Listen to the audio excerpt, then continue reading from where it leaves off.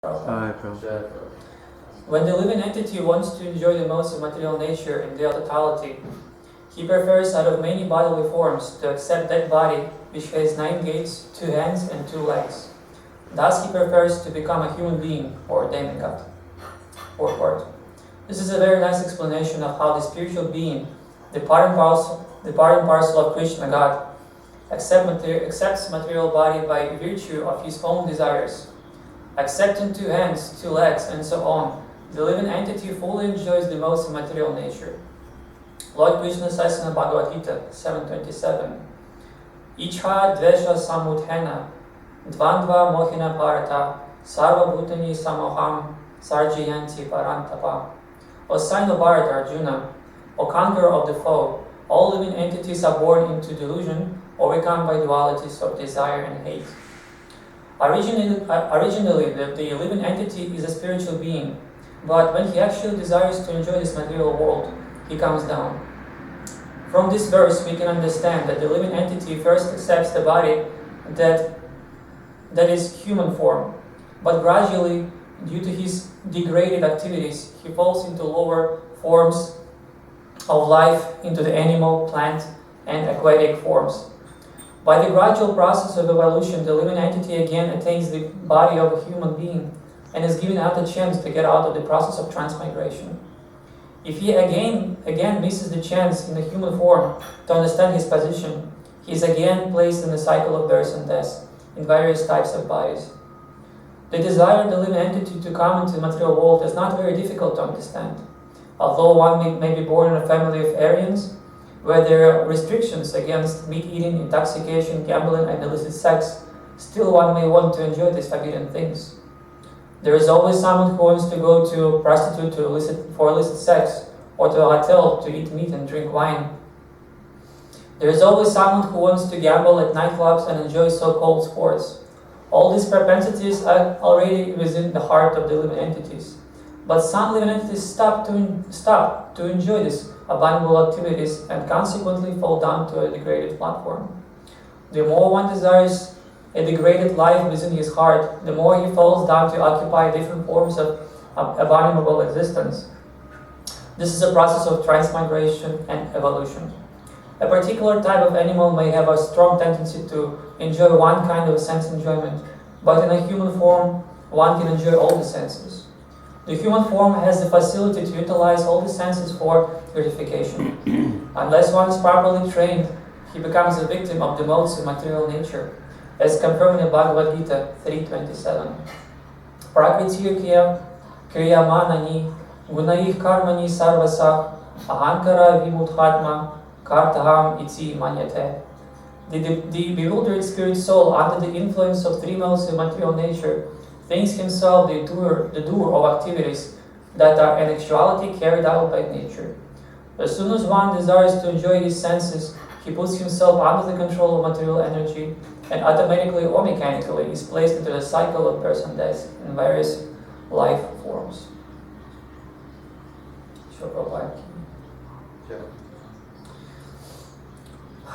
Again, translation.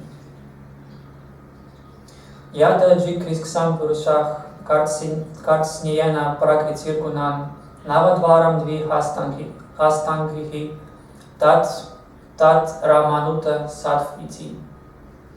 When the living entity wants to enjoy the modes of material nature in their totality, he prefers out of many bodily forms to accept that body which has 9 gates, 2 hands, and 2 legs. Thus he prefers to become a human being or demigod. Om Jnana Timirandisya Giranjana Shalakaya Chakshurumritam Tasmai Shindaravi. I was born in darkness of ignorance, but my spiritual master is opening my eyes with the torchlight of knowledge. Offer my obeisances to him again and again. Jai Shri Krishna Chaitanya Prabhu Nityananda Shri Advaita Gadadhara Shivasana Guru Nanak Hare Krishna Hare Krishna Krishna Krishna Hare Hare Hare Ram Hare Ram Ram Ram. I would like to first ask for the blessings of all the assembled devotees to please bless me so I can say Sanskrit according to Bhava Parampara and what is forth from Guru Shastras. And so it facilitates the soil of our heart becoming fertile ground for this sublime message to take root on. So here it's described how the living entity comes down from the spiritual world. But when the Purusha, the living entity, comes to the material nature, which is a Prakriti, he comes to try to experience the material happiness of different gunas. Now, Prabhupada says in the commentary that it's not really difficult to understand why one comes down to material world. One of the conversations Prabhupada had in 1975 in Los Angeles, he says he had a conversation with a Dr. Mais, somebody. He was the person was inquiring how is it the soul is so foolish that it comes down to the material world to even have an association of the Supreme Personality of Godhead. And Prabhupada says the only reason is that the person, the living entity, has a free will. There cannot be no love without free will. So, when the living entity misuses his free will, he comes down to material world to try to enjoy it by himself within the material nature. Now, Prabhupada also says that out of all the living entities in all the creation, the percentage of living entities actually coming to the material world is very small. He says most of the creation is 90%. They never fall down. He says even more. He brings the example of the government. When the government builds a city, they also build a prison. One may ask, well, there are no criminals yet. Why they build prison? But the government knows the tendency is there. Tendency is that some people will not follow. They will try to enjoy, not in accordance with the law. So, but this material world is compared to a prison, where we come when we disobey the laws of God. And one of the classes, Rajuna Swami was saying that this prison has a prison cell. And this cell is composed of the four walls. The four walls we can't escape. Those four walls are birth, disease, old age, and death. We can't escape them. And when we come to a prison, we also are given a uniform to wear. Those white and blue stripes. So we get a body. So now, when living entity comes to the material world, it tries to get experience, it tries to get enjoyment in three gunas. Now, we can describe what the guna is, and what are those gunas, what the characteristic of each guna, how one gets attached to the guna, and what's the result of attachment to those gunas. Now, one of the translations of the word guna means the rope. And what the rope does, it ties us, bounds us. So there are three gunas, mood of ignorance, mood of passion, mood of goodness. So how does the gunas bind us? They bind us by developing the attachment to that guna.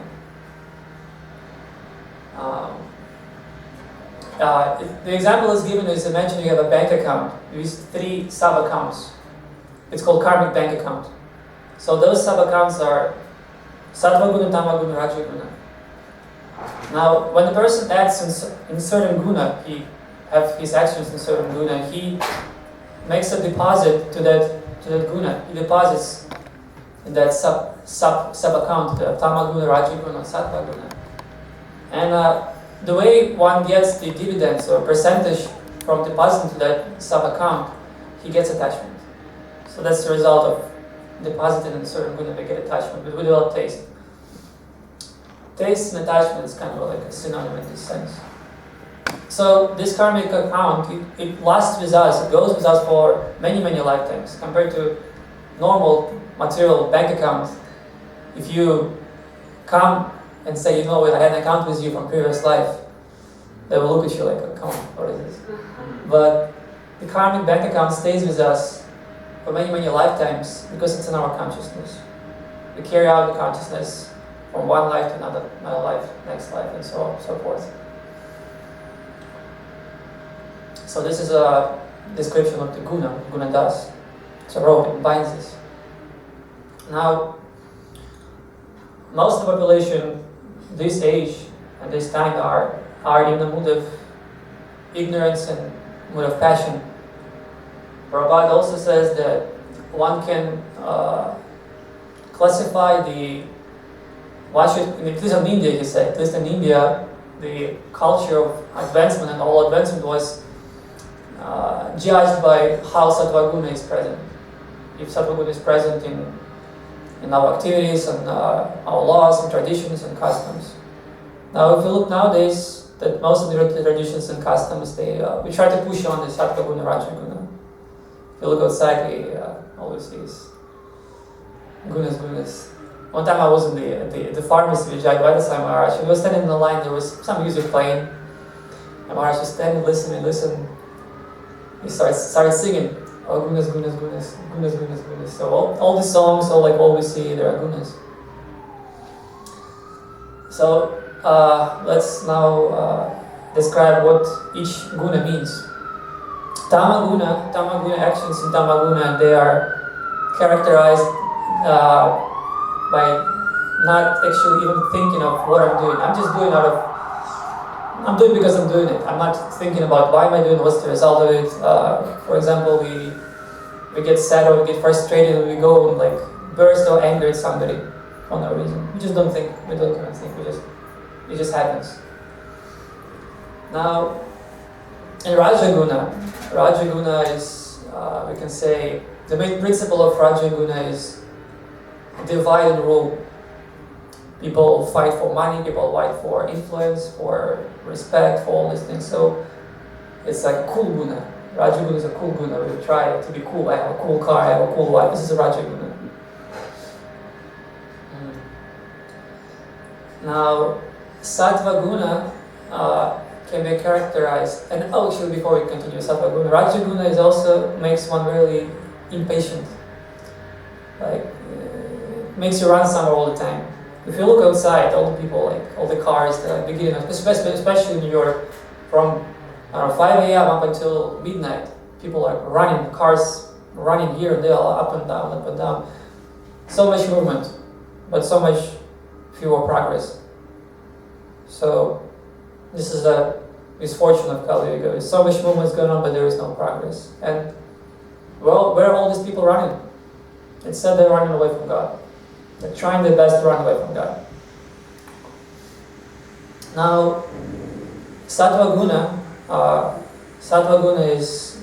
can be categorized when we develop patience and tolerance. This is Sattva guna. Bhagavan Sai Maharaj says, the greatness of a person can be estimated by how he tolerates the provoking situations. This is called Sattva. It's hard to disturb that person who's in Sattva. They're usually very peaceful, very patient. And we can see that if we can judge if our life becomes more sattvic, if we become more patient, more tolerant to the others. Now, I think Krishna describes in the conversation with Uddhava that the ways that gunas are penetrating us, how they come into us. He says, gunas come through us by shastras, association, what we talk about, through the water or liquid. Water is very strong, like a transmigrating substance. And through the mantras we chant, through customs and functions we follow. So basically, if you look at these things Krishna describes, there's a combination of our life. The combination of those things it's our life. What we do, where we live, where we come from, what we follow. So these are the ways that gunas come inside us. Now, so what's the effect of certain gunas? What becomes the person when he is indulged in certain gunas? Tamaguna basically means a person when he acts in tamaguna. Person acts in tamaguna. The stagnation is there. He loses all his strengths. He loses all mental strength. He loses physical strength. It's like, imagine you're sick, and you're so sick you can't even get up. Your mind is completely exhausted, your body is exhausted, and the person in Tamaguna can't even think of what's going to happen to him next. He's so down. Like, we all seen people that sleep on the street, all these drunkards, they have like bleeding noses and like smell terrible. This is Tamagun. It's Tamagun. The problem is Tamagun takes all your strengths and you can't get out of it. It's like a trap. It's like a ditch with it that you fall into and you can't get out of it because you have no strengths. It takes strength to get out of it. So unless one gets help somehow, he usually can't get out. They're like a shudras, you can see also. They just can't get out of it. They go about it and that's it. So that's a bad result of being in Tamagun. Now Rajagun, when we are engaged and we are pushing our activities in Rajagun, the result is that one's heart becomes very hard. We can say, well, what's so bad about, we enjoy more and more. And Rajagun is basically I'm enjoying mechanism. So what's so bad about it? Now the bad result of enjoying Rajagun is heart becomes hard. One can't feel anybody other's pain. He becomes so neglectful of others that he develops the inclination to kill. We know there are different shastras in Sattvagun, Rajagun, Tamagun. So, for example, shastras in Rajagun, they will teach you that only this path is right, only this nation is right, and they will somehow say that under certain circumstances, it's okay. You know you're the best. You can kill. It's okay because this is the only path. This Rajagun once becomes very hard. Very nice example is in France. I think it's 14th or 15th century. The king of Ludovic XV, he had a wife, Marie Antoinette. When she was told that your people in your city, in your country, they are suffering. They're hungry. They have no bread. She said, "Why don't they eat cookies?" She can't even think. A person can't even think somebody can suffer. Why don't they have cookies? If they have no bread, you can eat cookies. So a person is so much indulged in enjoyment, he can't even understand, what others go through. They don't see it. Now, Sattva-guna, the problem with Sattva-guna, first of all, we have to praise Sattva-guna. Sattva-guna is necessary. We have to develop Sattva-guna in order to progress. It's called a trampoline. It's a necessary step. Now, but the problem is we should not get stuck on neither of these gunas. The problem of people that stuck in Sattva guna is they develop pride. Now, and all the activities they do, they try to be, people like they get really religious and they accuse others, they blame others. You are yuck, you're so crummy, you're so dirty. So they become proud, and whatever they do, they try to push on their pride, their religiosity, try their best. So, and there's a special hell for people in the Sattva Guna, in the 5th canto. There are three hells are described. Hell for people who are too much indulged in Tamagun, Rajagun, and Sattva Guna. So there's a hell for people in Sattva Guna, because this is a hellish consciousness to think I'm the best. All people are, fallen. This is a hellish consciousness. So one falls down to the hell, and they'll do rituals where they're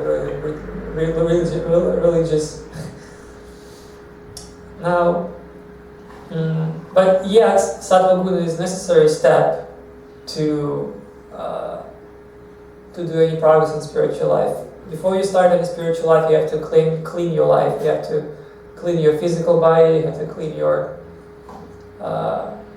mental state, physical state, before you can approach spiritual life or spiritual mastery. Now, we all do these gunas, more or less. It's never like black and white, just this or that guna. It's always kind of a mixture. The way we can progress and move from Tamagun to Rajagun to Sattvagun is like natural processes. Tamagun basically like you don't think, you just act, like no problem. Now the next step, how one goes to Rajagun from Tamagun. He starts reading some shastras, and somehow he starts listening to some people, and somehow he gets convinced, if I follow the shastra and if I follow what is said there, I will get benefit. I will be better off. Shastras say you do this and that, and you'll be, your life will be better. For example, one becomes vegetarian. Becoming a vegetarian is not necessarily a sattvic act when we look from the perspective of motive. What's the motive behind it? Many people, they become vegetarians because it's healthy. Many of us probably became vegetarians first because it's healthy, not because, if you feel bad for a bird or something. That's good for us, that's why we did it. So that's Rajagun. Now, transition to Sattvagun will be accompanied by the analysis of our motives. Why we did what we did. Why vegetarians, why we follow the standards, why we follow all the sadhana bhakti. We'll be asking why. Now, we can't, in our progress in spiritual life, we cannot skip certain steps. We cannot just jump from Tamagun to Shuddha Sattva, or we cannot start deity worship, or we can't really honestly properly approach spiritual master. If we try to skip those steps, developing Sattva Guna eventually, let's see what happens. If a person, he's in Tamagun, he doesn't have no knowledge, he's like completely bewildered. If he tries to approach spiritual master, he will make mistakes. He will eventually make an offense. Serious offense that will spoil the relationships with the spiritual master. Relationships will break. So one has to be able to cleanse himself, prepare himself before he approaches spiritual master. And that's what Sattva Guna is for.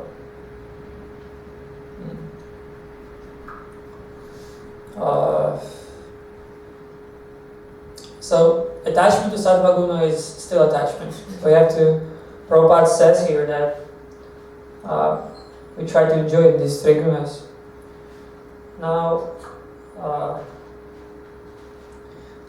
when we follow path of bhakti is a path of mercy. We all waiting for mercy from a spiritual master, from Krishna.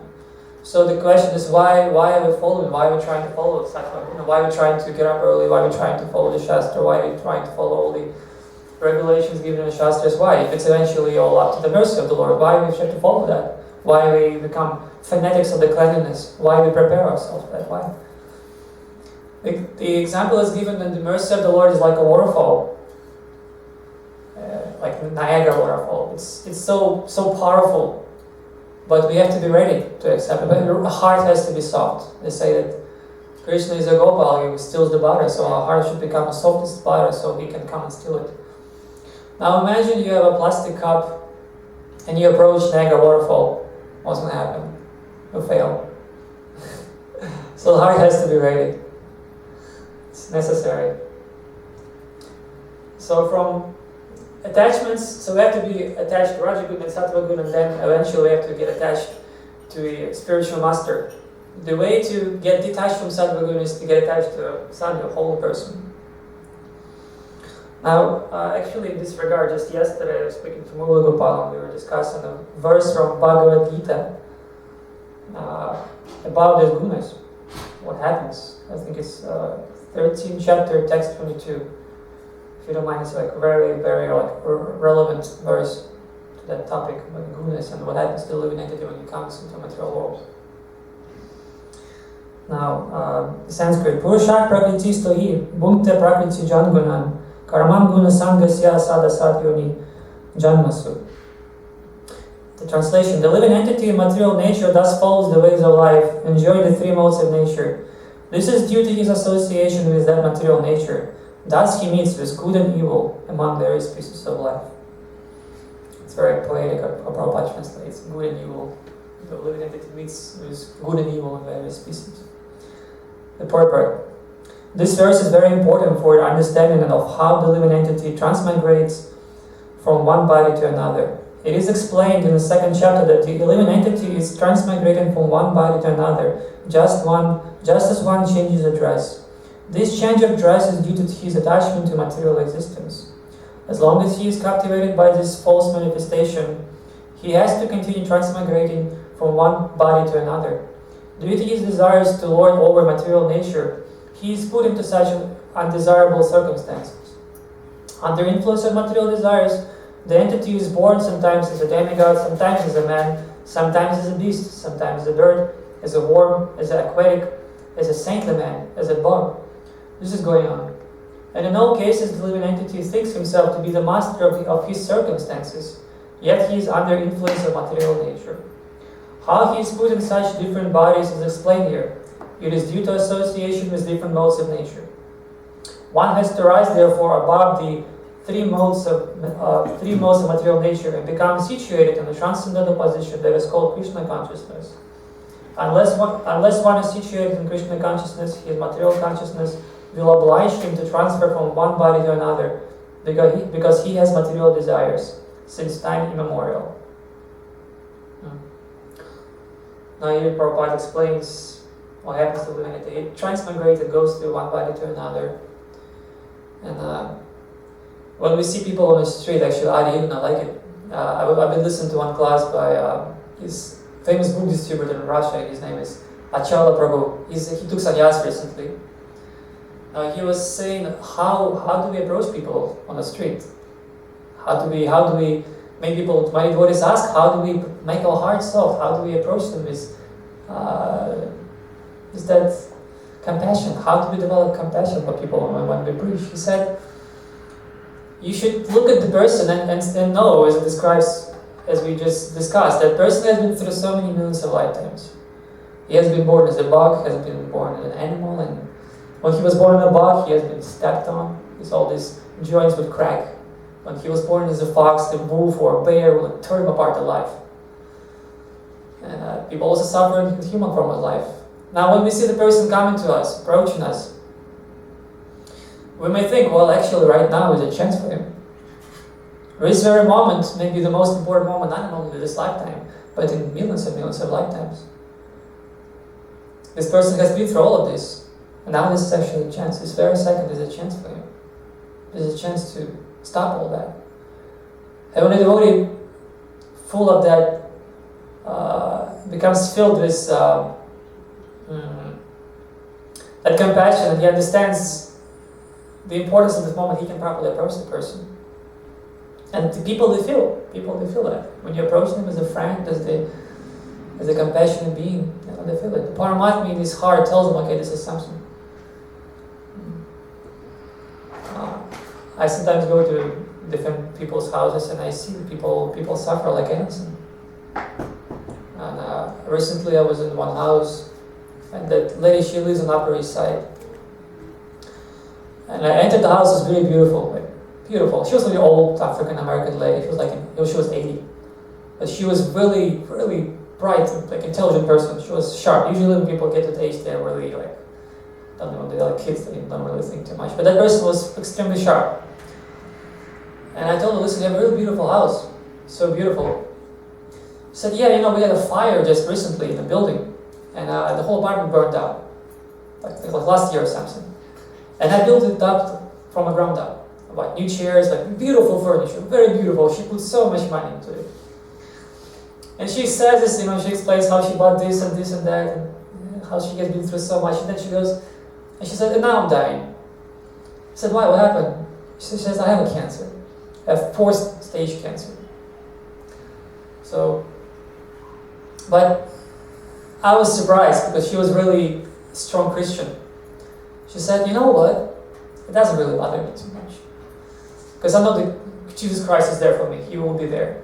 I know He's there. This body is like nothing. And we spoke for 40 minutes. I was supposed to just come and see her, but spent 40 minutes just talking to her.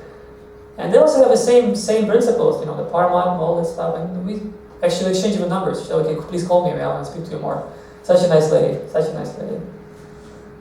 And sometimes we see people, completely, they come to the age of 75. Prabhupada was saying that they met an old man in Paris. He was 75 and he was going to nightclubs because desires are still there. He's still in that gunas, he can't get up. He's paying $50 to enter the club and he pays more for other things, he said.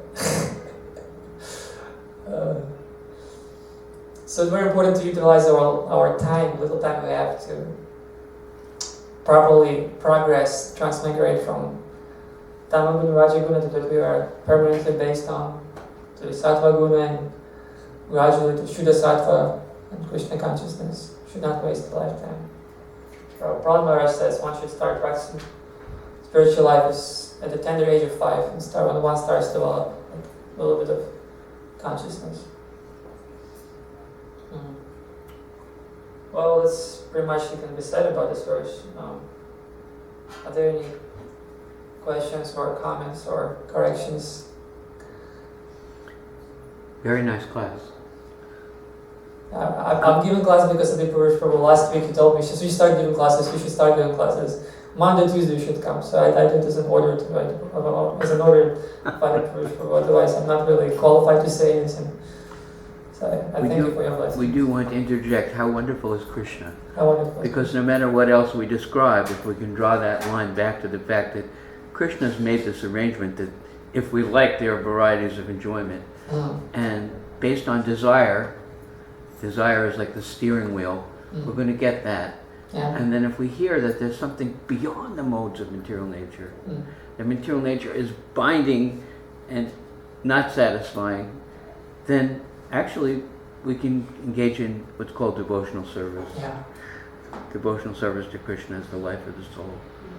Yeah. And even the most covered over person, I was like thinking a lot about that, the two birds in the tree, and one bird is trying to eat the fruits. Yeah. He was quoting that verse, we're born into delusion based on desire and hate.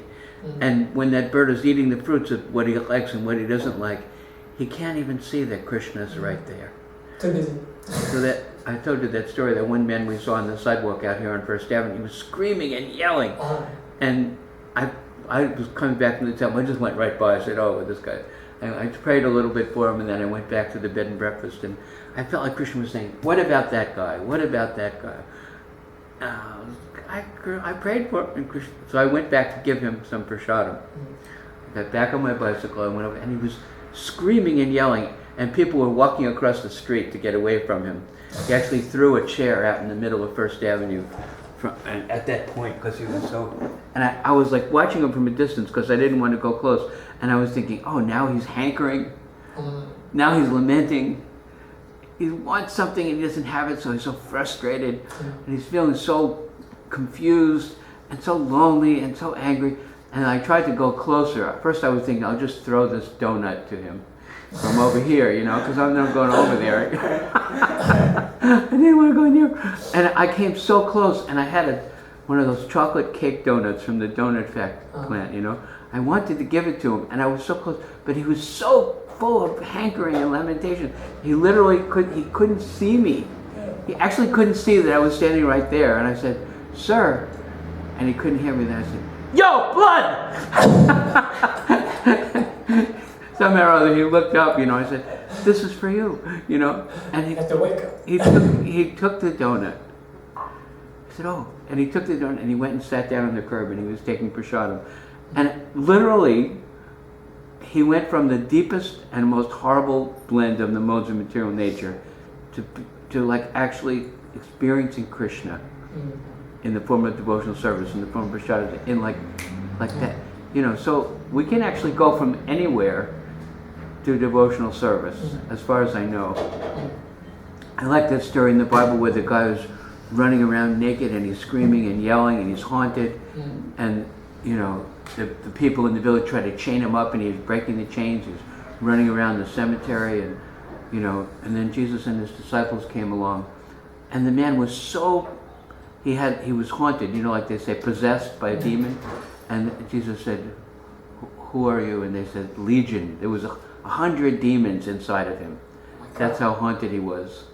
You know, like the demons were running away with him. He couldn't control himself, you know. But even in that condition, when he looked at Jesus, he said, Lord. And mercy is there to approach, to start the process, but then What? you have to. Mercy is given there for you to start. Like in the beginning, when we start Krishna consciousness, we give it the taste, like a preview to the movie, right? But we have to take a process. It's there, mercy is there, but we have to take a process to Yeah, right. properly digest it. But the thing is, we do have access to that. Yeah, And everyone does have access to devotional service. Even if they're deeply covered over the month, you're recommending trying to go from Tamas to Rajas and Rajas to Sattva, which is closer to the service. But actually, if somehow or other we can engage people in devotional service, yeah. even from the most covered over position, they can step right onto the spiritual platform. It's not necessarily one has to follow this step, but I'm describing this as one has to know the tools, how to use them Yes. in spiritual life. When we know something's good for me, it's not bad for me, we can progress more. We can progress more, but peacefully. sometimes the devotees get stuck in the mode of goodness. Yeah. Oh, I'm a doctor. Oh, I'm a writer. Oh, I'm a vegetarian. And then that goodness. Life is not so bitter, and so that the sweet part of life can also be entangling. They're equally contaminated, even though it's on a more subtle level, and it's kind of like, so we have to be careful not to get stuck in the mode of goodness and go to devotional service.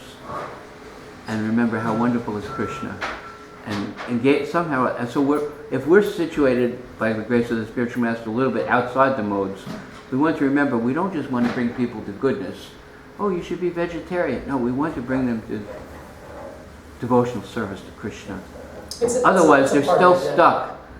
Whether you're in a coffin made out of iron or a coffin made out of gold, you're still in a coffin. Yeah. Chains made of gold are also chains. Yeah. So we want to be very careful, That's the just modes of something material that's nature there. still- It's good to see how they're working and understanding these are varieties of, probably walking in a very opulent neighborhood, and he was saying, these are first-class prison cells. The big houses and the nice lawn and the flowers and the, That was a The really birds. funny story. It happened to Radhanath Sai Maharaj when he was flying. Funny story happened to Radhanath Sai Maharaj when he was flying to London to Bombay. yeah. I don't know, do I have time to tell the story? 3 minutes. No. Okay, Oh. maybe next time I'll tell the story. It's a really amazing story. Okay. Kind of about this coffin of being a gold coffin and a regular coffin. Right. Right, that's all we have time for. Shema Bhagavatam ki, Shema Prabhupada ki, Aditya Great. Prabhu Everyone, ki. Prabhu ki. Yeah. Hare Rama.